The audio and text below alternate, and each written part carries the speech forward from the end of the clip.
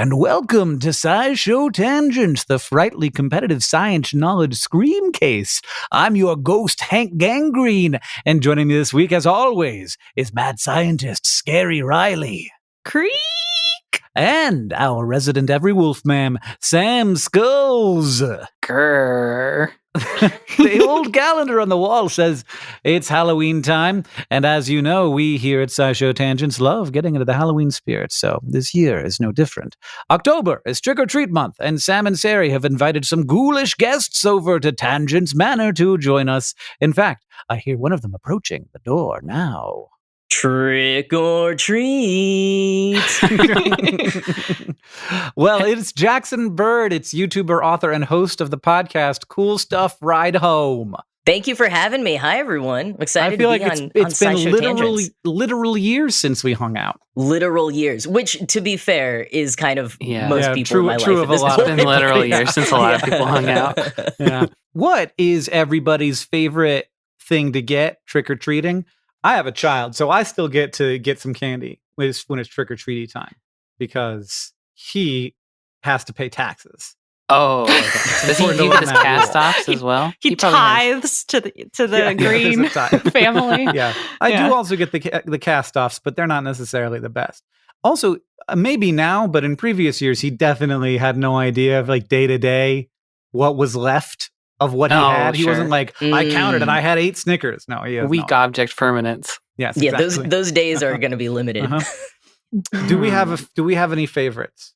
I do like a Three Musketeers. I like a Three Musketeers. Yeah. I think it's underrated. Mm-hmm. And I feel like it's a good like trick or treat Halloween one, like the little snack size, you know? That's like perfect bite of it. Yeah. Like if I want a whole candy bar, I kind of want a Snickers, but a little one I could do with Three Musketeers and be very happy. When you're a kid, you're like, oh, fun size, what a ripoff. Then when you're you slowly are like, oh, I can afford my own candy bars. But then now that we're grown-ups, fun size is about all I can handle of any candy bar, really. Yeah, totally. Yeah. I need a fun size Coke. I can't do a full Coca-Cola. I feel very uncomfortable. Even the little cans, kind of. Yeah. You kind of just want one sip. Sarah, do you have a favorite? I always was really excited for a Crunch Bar. I think I never got them very often, but a little crisp rice and a little chocolate was just always so satisfying. Yeah. Do you ever have those like knockoff Crunch Bars that are shaped like Halloween characters with the foil around them? Oh, absolutely. Yeah. I think I still love them too. Just like I think I really liked Rice Krispies, which is the core of this. I would love a bowl of Rice Krispies for Halloween, but with some chocolate in there. But they're not giving that out, so you have to do with what you got. Yeah. I'm a ride or die Reese's peanut butter cup guy. You can't get that's a boring take, but I get it. All the different shit, like all the different sizes too are just like delightful in their own way.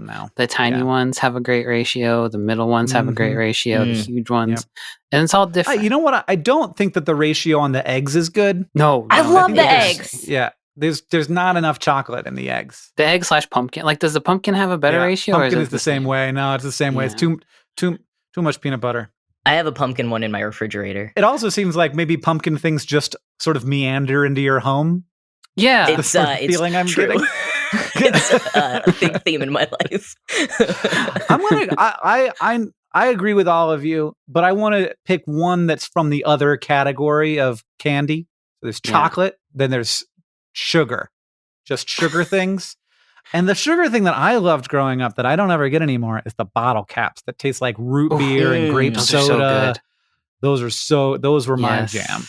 I don't even know where to get those. You can get them right now. You can get a big box. You could subscribe to them on Amazon, which I want to talk to every single person subscribed to candy bottle caps on Amazon. Give me that list. Jeff Bezos, I want to make a podcast. All I do is I interview those people. They're going to be weird. I don't know anything about them, but I'm confident that they're going to be strange. I would listen to that. So here on SciShow Tangents, every week we get together to try to unnerve and disgust and horrify each other with science facts, while also trying to stay on topic. Our panelists are playing for Gory and for Candy, which we will be awarding as we play. And at the end of the episode, one of us will be crowned the King of Halloween. And if the guest is the treat of Trick or Treat Month, here's the trick. Our regular panel will take turns presenting games this month, and I will be playing along. Now, as always, we introduce this week's topic with the traditional science poem. This week, from Jackson. Pumpkin, pumpkin, you are to me the greatest gourd that could ever be. Though gourd is not your whole story. In truth, you're a squash, and botanically a berry. Whatever your classification, my love will never render. I do not judge based on gender. But pumpkin, pumpkin, with shells so round and bright pulpy guts, your wonders abound. Whether spiced, pied, or jack-o'-lantern, your costumes bewitch us as the leaves begin to turn. From towering cucurbita maxima to tiny baby boo. Oh, glorious pumpkin, I love you. It's just a like a Shakespearean sonnet. Well, I don't know how sonnets work. For poems. for pumpkin. For pumpkin. Yeah, thank you. After I wrote that, I was like, oh, I might need to reevaluate my life priorities of my love affair with pumpkins. Absolutely not. We're approaching the age in our lives where we need to pick something and be like obsessed with it for the rest of the time. What are you picking? I think signs. Signs. like road signs? Like road signs? Yield, stop. Yeah. Are you like the sort of like moms who buy all the signs for inside the hand painted? Oh yeah, a sign that was this kitchen is made for love. Yeah, it's a sign that was made to try and get people in the world to understand things. And I think that there are so many great examples and so many terrible examples. Like one of my favorites of the genre is yard sard. Which is a sort of a category of yard sale sign that doesn't say yard sale. Like they got confused halfway through one of the words. And so you got Yale sale and yard sard and you got just y'all sale. I saw one that said, one side said yard. Oh, they got really mixed up. Yeah. Sorry. The topic for the day is gourds. So Sari, we got a little confused by Jackson's poem. What is a gourd? One of the words that I didn't hear was peepo. Okay. Which I believe that gourds are peepos, which is one of my favorite words in the English language. Before you logged on, Sarah was like, Hank's going to talk about peepos. Yeah. Yep. That sounds right. Yeah. So, okay, we'll get to peepo. I'll trace through the lineage of gourds to get to peepo. Okay. So the gourd family of cucurbits, also known as gourds or cucurbits, are the Cucurbitaceae or Cucurbitaceae, which includes lots of different genera, including Cucurbita, and part of that is Cucurbita peepo, which is particular kinds of winter squash, pumpkin, and summer squash. And so the peepo is the fruit of those specific plants. Those specific gourds are peepos. And those are one cell, many seeded berries. That's the kind of fruit they are, as Jackson's poem said. It has a hard rind, and it's like the quintessential fruit of the gourd family. But there are also other gourds, like watermelons are gourds. Technically, cucumbers are gourds. Bitter melons are gourds. But you don't see those on our doorsteps on Halloween. They're less too bad. iconic. They're not the platonic ideal of pumpkin. I'm curious what everyone else's favorite gourd is. Butternut squash. That's a good one. I guess watermelon. If watermelon counts, I think watermelon. Watermelon's very good. Butternut squash, as famously seen in the hit YouTube series Potter Puppet Pals, playing the role of Neville Longbottom. That's right. Did you ever waffle a butternut squash or any kind of squash? I have not waffled a butternut squash on my YouTube show, Will It Waffle? However, I have carved or attempted to carve a butternut squash with the Potter Puppet Pals for like in some Instagram content one year, but it was very difficult. It didn't work out so well. Yeah, I think you need like a very some specialized tools for that. It's possible, which we did not have. It's also possible to like drill miles into the earth. So it depends on what tools you have access to. I have a couple fun facts about the etymology of various gourds. Gourd. I think I got watermelon. I know where that one came from. Watermelon, I'm skipping a couple of them. So Cucumber has a mysterious origin. We're not entirely sure, but I think it came from Latin cucumberem,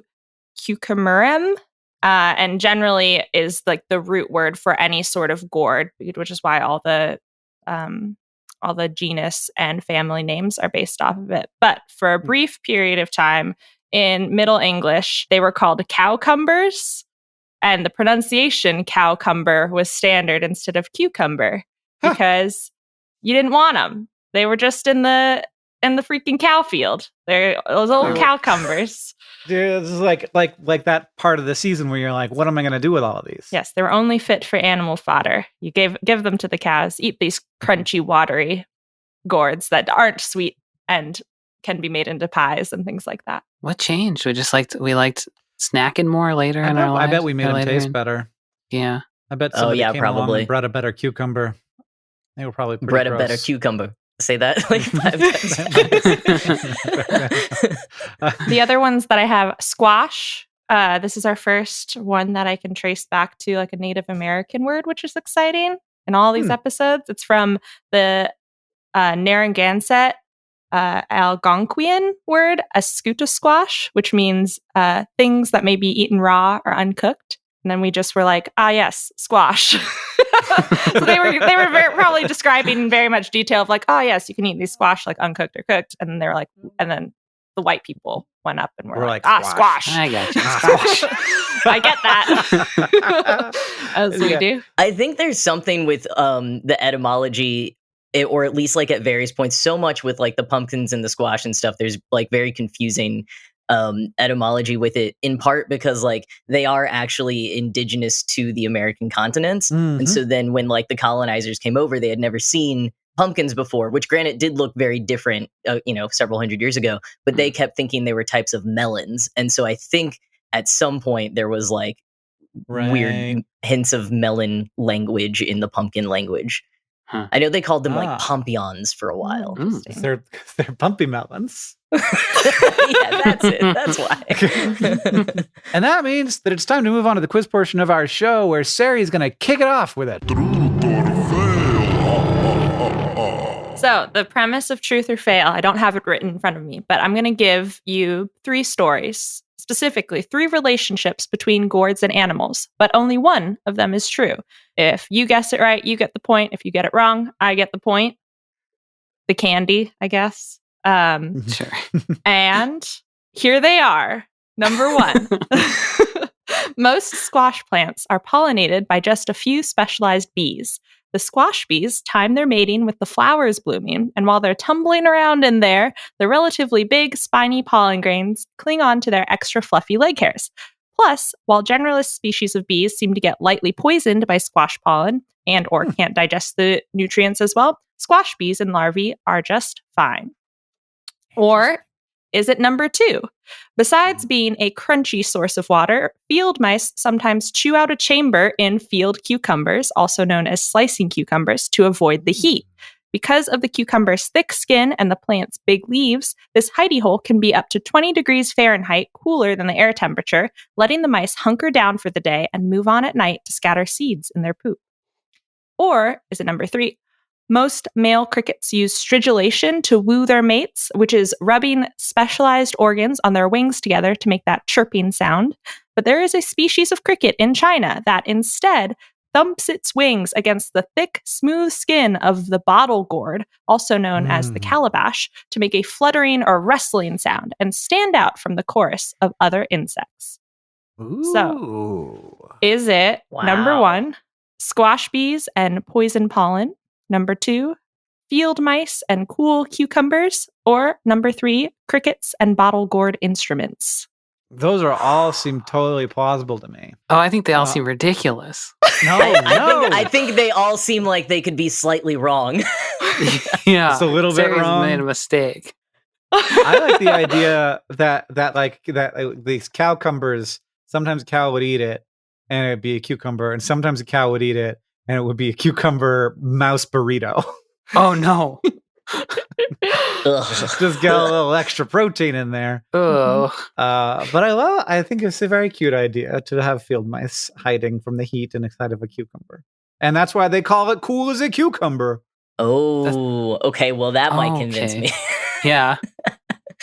I was wondering with that one if like it wouldn't be maybe like this is true, but it's a bigger gourd that it happens with. I will say for the first one, I have grown pumpkins and squash before.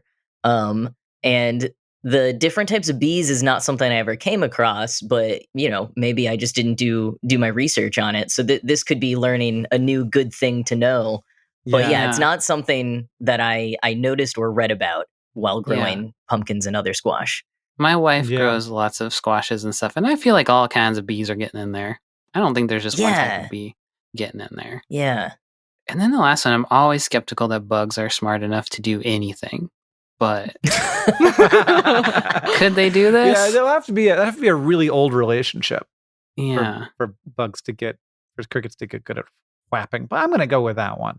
I like the idea of a loud little bug. The problem with that, I'm not talking myself out of it now. The problem with that is that, like, how often is this gourd dried on the tree? Like, when it's growing, it can't be loud and hard. It's got to be, and then eventually it would get loud and hard. Because I know that a lot of people use gourds as musical instruments, and so but I'm still going with it. I said it, so I'm stuck.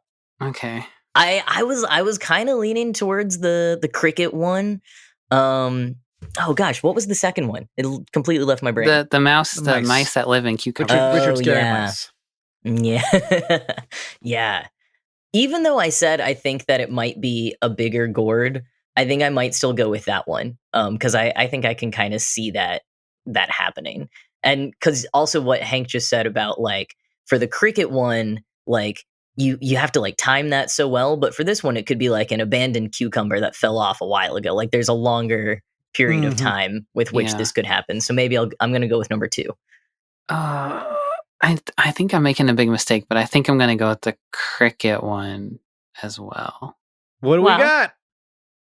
I get all the candy, baby. It's the bees. What? Yeah, it's the squash bees. That did not seem like it to me. It's very weird. I was really on board with this cricket you made up. I can talk about my lies first. So the cricket one, I just made up the thumping because I thought that'd be a little cute. That'd be cute, little playing the squash drum. Yeah. But the grain of truth in it is that in China, crickets, the songs of crickets, the chirping of crickets was and I think to some degree is seen as like very cute, very good, decorative, almost like music. And they would grow special shaped calabash gourds, bottle gourds that were in clay molds or bound with ropes, and then dry them out and carve really intricate designs to make little cricket houses over the winter. And then they would make little beds for their crickets and cleanse them out with hot tea.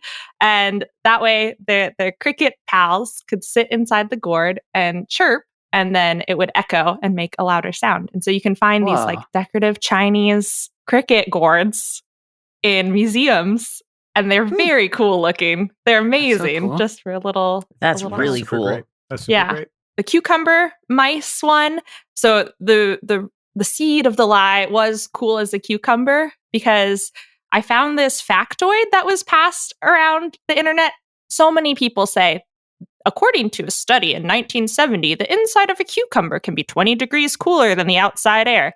I dug into this. There's a CDC pamphlet that says it. So many blogs say it. The only thing I could find was a 1970 study called Oxidative Activity of Mitochondria Isolated from Plant Tissues Sensitive and Resistant to Chilling Injury. So that's like temperature and plants. And I couldn't find anything about these plants being like cooler than that on the inside than the outside. And maybe it's folk wisdom. Like if you bite into a cucumber, it feels cooling and refreshing because of the water. Yeah, I guess my question is who cares if they're cooler inside? I don't know. They just like love it as a fact. People are like, you know what? Cucumbers aren't very interesting, but one cool thing about them is that they're so cool on the inside. CDC can't shut up about it. Yeah. CDC needs everybody to know about the chili inside of a cucumber. If you ever are very hot, just cut one open. Eat Put it on healthy. your- Cold on cucumber. your skin. Your finger? Okay. Yeah. Yeah, stick your finger in a Like cucumber. The whole cucumber just on top of Yeah. your finger. Just one on every finger. Yeah. Ah, refreshing. Edward Cucumber Hands. Yeah. Blah, blah, blah, blah, blah, blah, blah. So the real one is squash bees, which I had never heard about either, which is why I thought it was so surprising. Yeah. So other bees, so honeybees, bumblebees, can go to squash flowers, but there's this paper published, and it was also pretty recent, in February 2020, about how the pollen defenses of cucurbits in the flowers, both physical and chemical, so the fact that they're huge pollen grains and that there are weird plant metabolites in there, impact the survival of generalist bees. They created microcolonies of these bees and fed them cucurbit pollen, and more larvae died, and they had more melanized skin patches, which is like a defense response, an immune response to them. But for the squash bees specifically, there are a couple different genus, but one of them is Eucera pruinosa, are just fine. They seem to change. They seem to have co-evolved with squash specifically. They don't pollinate any other plants.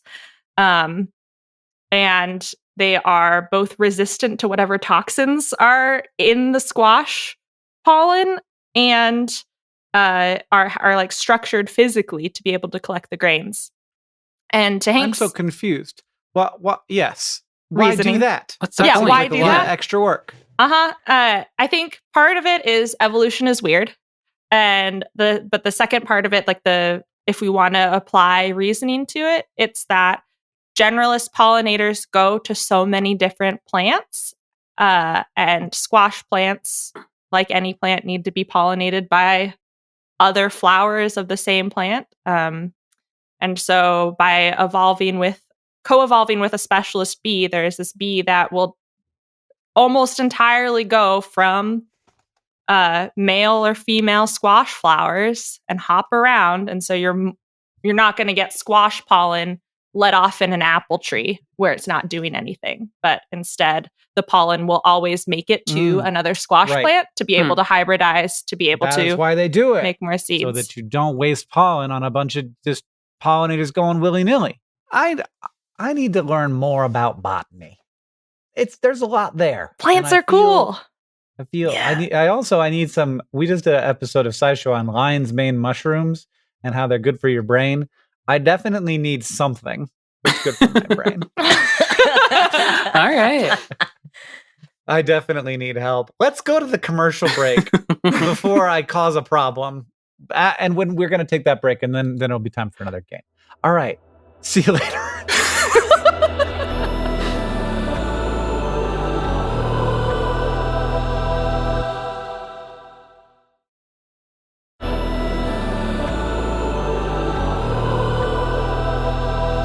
Okay, we're back, everybody. Sarah has 3 points because she successfully confused us with squash pollinators. And now it's time for game number 2, and it's me with an episode of This or That. So gourds, as you have experienced in your life, can be great for eating, but they have plenty of uses outside of being digested. And while we may not be able to turn pumpkins into carriages, humans have been finding many creative uses for different types of gourds, which we've talked about some already. And that means that they've popped up throughout history and in archaeological findings in surprising places. So we're going to be playing This or That Gourd Edition. I'm going to describe 2 archaeological finds for you, and you have to guess which one involves a gourd. Are you ready? Yeah. I think so. Okay, round number 1. One of the handy things about gourds is that they are easy to carve up into useful accessories or toys. Which one of the following was carved out of a dried gourd? A 16th century miniature Japanese sculpture used to hold medicine, or a set of 6th century Viking board game pieces? You said toys, so prominently, I'm going to guess the board game pieces. Board games are not a toy. Yes, they are. What are they? What else would they The be? offense on your face. They're a sophisticated mechanism for exploring strategy and puzzle-solving techniques, Sam. Okay, sorry. I feel like they'd be too big. We didn't invent giant Jenga until recently, so I'm going to go with the medicine bottle. Yeah, I'm going to go with the medicine bottle as well. That's a point for Sari and a point for Jackson, because it was the miniature Japanese sculpture. Well, why'd you emphasize toy so hard? Hey, I did what I did. So in the 16th century, Japanese men would carry around little pockets that hung from a sash, and on the other side of the pocket would be a miniature sculpture called a netsuke that acted as a counterweight to keep the pocket in place. They were often decorative carvings made from a variety of materials, including dried gourds. But there were Viking board game pieces made from whalebone, and they have helped archaeologists potentially date Viking whaling back to at least the 6th century CE, which sounds challenging to be a 6th century whaler. I'm glad that that's not my job. The usefulness of gourds also extends back beyond the living, and various gourd-derived items have been uncovered at burial sites. Which of the following items found at a burial site was made from a gourd? Was it number 1, a Bronze Age flute found in the grave of an adult male near Stonehenge, or 2, a 4,000-year-old carving of an Andean god? I'm not going to get any points this episode. Well, I'm definitely not, because I literally can't. So I'm ending at 0. You didn't write your game good, Hank. Wait, so was the god was carved into the gourd? Yes. I'm going to guess the god carving, because Jackson said that gourds were part of, like, native to the Americas, and so... Well, that was specifically pumpkins. I will not go on record claiming that for all gourds. Okay, well... Which is what has been tripping me up as well with this game. I keep being like, oh no. A pumpkin fact. That's what happens when you have too much logic in your head. Okay, well, I'm gonna go with it anyway. I think I'm going to go with the flute, because... You're going with the flute? I think so. I can see, guy from back then playing a little ocarina. Oh, yeah, that's kind of cool. Mm-hmm. I'm gonna go with the carving as well, the sculpture. Sam, another swing and another miss. Brutal. In 2003. Oh, no. Archaeologists announced that they had uncovered a carving of a god with fangs holding onto both a staff and a snake etched onto a softball-sized gourd. What the heck? They were able to date the gourd to around 2500 BCE using radiocarbon dating, making it the oldest carving of the staff god found up until that point. The gourd was likely a funeral offering, and its discovery helped archaeologists piece together a timeline of organized religion in South America. The flute, by the way, was carved out of a human thigh bone. Oh, that's pretty cool too. that's different than a gourd. Very spooky. Round number 3, container gourds. Gourds. As we've seen, gourds have been used as storage devices for many things. Which of the following was uncovered in a dried out gourd?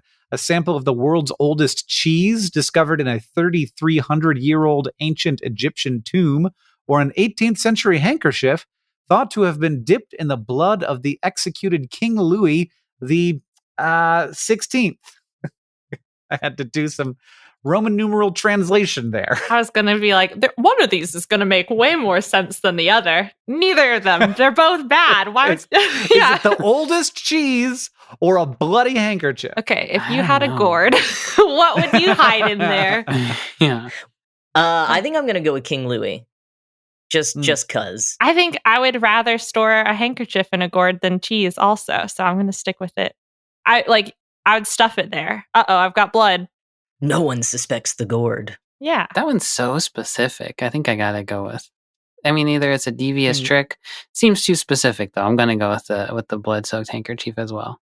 You also, after all this, you got to go with these two, because they seem to know what they're talking about. And they are indeed right. When King Louis was executed in France in 1793, a lot of people showed up to watch. And then, after he had been executed, they dipped their handkerchief in the king's blood for a little souvenir. More recently, an Italian family found a handkerchief stored within a dried squash that had faces of revolutionaries carved into it, as well as an inscription that said, on January 21st, Maximilian Bourdaloue, not going to even try, dipped his handkerchief in the blood of Louis XVI after his decapitation. However, figuring out whether the handkerchief was actually dipped in Louis XVI's blood has been difficult because we don't have a lot of family DNA history to compare it to. At first, scientists thought that it was his blood because the DNA indicated a man with blue eyes, and he had blue eyes, and it seemed to match the DNA from mummified head of one of his ancestors. What? But other work done around the same time has found that the genes didn't support the claims, supporting to a northern Italian ancestry in the blood, claiming a much lower probability that the blood came from someone with blue eyes. I'm mixed here. I don't think that we know enough. One of the things that when you're like, can we trace a direct line of lineage from this person to this person who this, and I'm like, people get up to all kinds of business. Like, you don't know what they got up to. Like, there probably were a fair number of secrets being kept in that sort of situation. It's pretty easy to dip something in blood, though, and lie about it also. That's also true. So the last articles we found were from 2014. Not really, didn't seem like any conclusion had been reached, but we've had quite a bit of time to continue looking into it. I don't know what we've been so distracted by since 2014. I think this should really be top of our priorities right now, frankly. The cheese was found in clay pots in the tomb of Tommy's. An actual situation. Researchers took a sample of the cheese back to the lab to confirm the presence of milk proteins. They also found proteins associated with a highly contagious bacterial infection. I'm glad they didn't. I was going to ask if they ate it, but I'm glad they didn't eat it. Don't eat it. It's a good thing that that's not the first thing that archaeologists try, is just eating anything they find. That's what I would do. That's why I'm not an archaeologist. Sometimes they do, though. Sometimes they do, yeah. Sari has 6, and if we add up everybody, we would beat her. But no other way. Oh, no. I'm sorry. My turf was too hard with my bees. No, I'm sorry. If we added up everybody, we would tie. Yeah. I guess I got 2 points out of that because Sam. Yeah, let's say you got 2 points out of that one. There you go. I appreciate that. Thank you.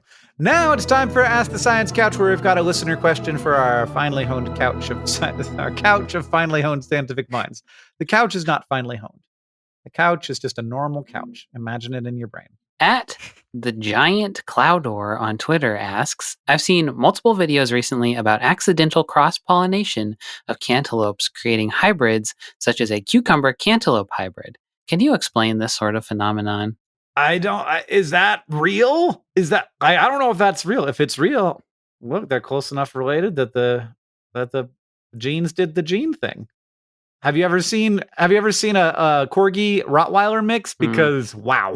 I do feel like the cantaloupe cucumber hybrid is like one of the most boring hybrids you could do. Of like, let's take a really boring, tasteless vegetable and mix it with a really boring, tasteless But melon. Jackson, does this change your mind?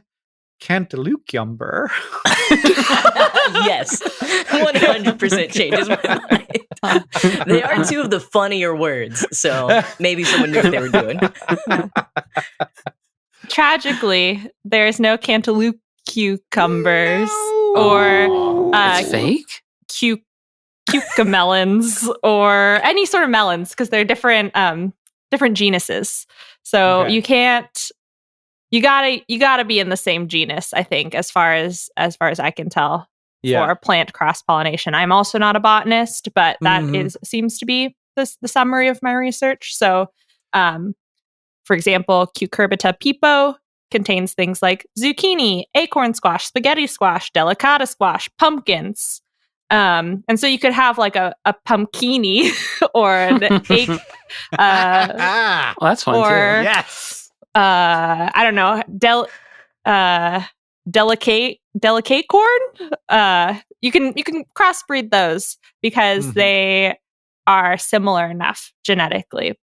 I'm gonna posit what happened here, which is that there's some weird pepo out there that if you cut it open, it looks weird enough that people are like, that looks like a cucumber on the inside. And then somebody made a TikTok and they were like, they just lied about it. They were just like, that's it. That's what happens if you cross a cucumber and a cantaloupe. Yeah. It's a cantaloupe-cumber. And then all of a sudden, the CDC was saying that's what's up. Yeah, that's how it happens. Adding it to their cool as a cucumber fact list. Put it on your fingers. If you want to ask the Science Couch your questions, you can follow us on Twitter at SciShow Tangents, where we'll tweet out topics for upcoming episodes every week. Or you could join the SciShow Tangents Patreon and ask us on our Discord. Thank you to Zangulo, at Tighirnan, and everybody else who asked us your questions for this episode. Jackson, if people are as delighted by you as I am, where can they get more of your content? Oh, well, thanks, Hank. You can tune into my daily podcast every weekday about cool and interesting things in the news called Cool Stuff Ride Home. If anyone's going to be in New York City in the November-ish time, I'll be doing some experimental theater in the East Village with the neo-futurists in the Infinite Wrench, so if that's your kind of thing. It is. It is. I am in the neo-futurists now, but I first saw them at NerdCon Stories. Yeah. So thanks, Hank. Cool. Nice. Thanks for my new job unintentionally years ago. And you can follow me at Jack Is Not a Bird on YouTube, Twitter, all the internet places. If you like this show and you want to help us out, super easy to do that. You can find us on Patreon at patreon.com/SciShow Tangents. There, you can become a patron. You can get access to things like our newsletter and our bonus episodes and other normal things.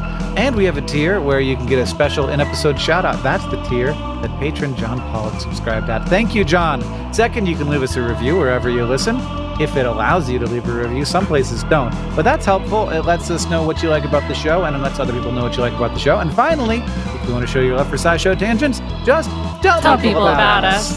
Thank you for joining us. I've been Hank Green. I've been Sari Riley. I've been Sam Schultz. And I've been Jackson Bird. SciShow Tangents is created by all of us and produced by Sam Schultz. Our editor is Seth Blixman. Our story editor is Alex Billo. Our social media organizer is Julia Buzz Bazzaio. Our editorial assistant is Deboki Chakravarti. Our sound design is by Joseph Boona-Medish. Our executive producers are Caitlin Hoffmeister and Hank Green. And we couldn't make any of this without our putrid patrons on Patreon. Thank you, and remember, the mind is not a coffin to be filled, but a jack-o'-lantern to be lighted.